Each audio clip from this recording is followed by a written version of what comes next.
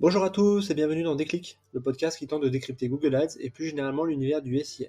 Je suis Jérémy Akos, consultant SIA depuis plusieurs années et j'aurai le plaisir d'aborder une fois par semaine une problématique search.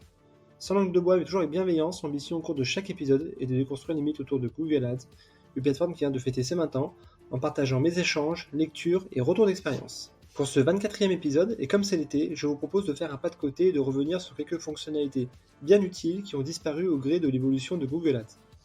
Je rappelle que Google Ads est finalement un produit SaaS qui doit s'adapter aux usages du métier, à la seule différence que sa position hégémonique fait qu'aujourd'hui la roadmap produit est aussi dictée par les enjeux du géant américain qui peut imposer ses propres normes. En conséquence de quoi, si les virages shopping, smart bidding, modèle de campagne à Kakure ou autres vont dans le bon sens, et je ne parle même pas de la refonte graphique de la plateforme courant 2019, d'autres à l'inverse semblent presque se faire au détriment des utilisateurs. Voici donc mon top 5 des fonctionnalités disparues et que je regrette, un classement 100% subjectif bien entendu. Allez, je compte les points. La première disparition concerne la position moyenne. En septembre 2019, la position moyenne a disparu des écrans radars de notre plateforme Google Ads. Ce KPI qui nous permettait de comprendre pourquoi un CTR connaissait telle dynamique ou pourquoi le CPC variait autant est donc devenu obsolète.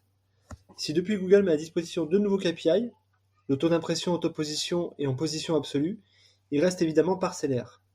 Cela en tout cas encourage le flou, et quand il y a un flou, il y a un loup comme on dit. La deuxième disparition concerne les termes de recherche. Avec son rebranding, passant de Google AdWords à Google Ads, la plateforme américaine annonce la couleur. Le mot-clé n'est plus tout à fait la pierre angulaire de sa plateforme. Fin 2020, nouvelle annonce, le rapport des termes de recherche sera limité. La raison invoquée, la protection de la vie privée. Ainsi, les requêtes à faible volume ne seront plus affichées. Dans certaines industries, cela représente jusqu'à 30% des requêtes. Pour le pilotage, c'est évidemment un coup dur car cela restreint le pool de termes étudiés et à mon sens favorise une surenchère des CPC. La troisième disparition concerne l'extension d'avis. Début 2018, Google abandonne les extensions d'avis, ces petits verbatims que nous recueillons sur des médias externes et qui permettaient ainsi de crédibiliser la marque. Même si leur véracité était contrôlée par Google, il y a eu pas mal de dérapages et ainsi Google a décidé d'y mettre fin. À titre personnel, je trouve cela dommageable puisque je ne comprends pas pour quelles raisons il serait possible de mettre en avant ces verbatims sur son site et pas sur son annonce Google. Ces extensions servaient d'abord et avant tout pour les acteurs challengers en quête de légitimité. La quatrième disparition concerne le BMM. À l'époque, tout était simple. Il y avait d'un côté les experts, agences, annonceurs matures qui pratiquaient l'approche suivante, mots-clés exacts et BMM, c'est-à-dire large modifié qui ressemble aujourd'hui à l'expression, et les néophytes qui achetaient du large, qui à l'époque était très peu qualitatif. Depuis la fin du BMM en 2021, il n'y a plus vraiment d'approche où tout le monde est d'accord, et en fonction des comptes, on trouvera de l'exact et de l'expression, ou de l'exact et du large. Bref, il faut tester, tester et tester encore. La cinquième et dernière disparition concerne la diffusion accélérée.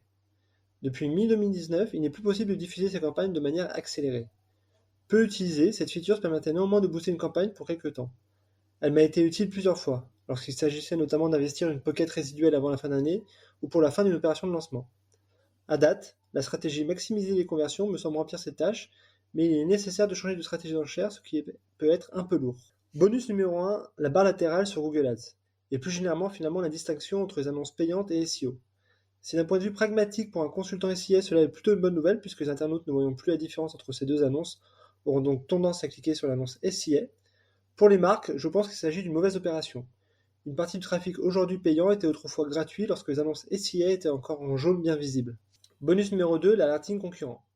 Il s'agirait de recevoir une notification lorsqu'un concurrent se positionne sur notre marque ou sur un top mot-clé. Ceci, à ma connaissance, n'a jamais existé, mais je trouve que c'est un énorme trou dans la raquette. Je comprends que Google n'a aucun intérêt business à favoriser cela, mais honnêtement, ce serait tellement pratique. Cela éviterait ainsi d'acheter de manière mécanique sa marque, alors même qu'il n'y a pas ou peu de concurrents. À date, nous sommes obligés encore de faire une veille semi-manuelle qui peut être allégée via Google Data Studio ou passer par des outils tierces comme MoneyBrand. Pour résumer, ne soyons pas dupes des évolutions de la plateforme. Si beaucoup vont dans le bon sens, une meilleure gestion des campagnes, une plus grande performance de celles-ci, il y a certaines features qui n'ont qu'un intérêt business. C'est évidemment à nous consultants de nous les approprier et de prendre un certain recul.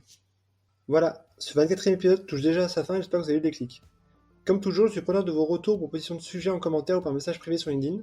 D'ici là, prenez soin de vous, et si vous me cherchez, vous savez me trouver. À la plage bien sûr. Allez, à la prochaine.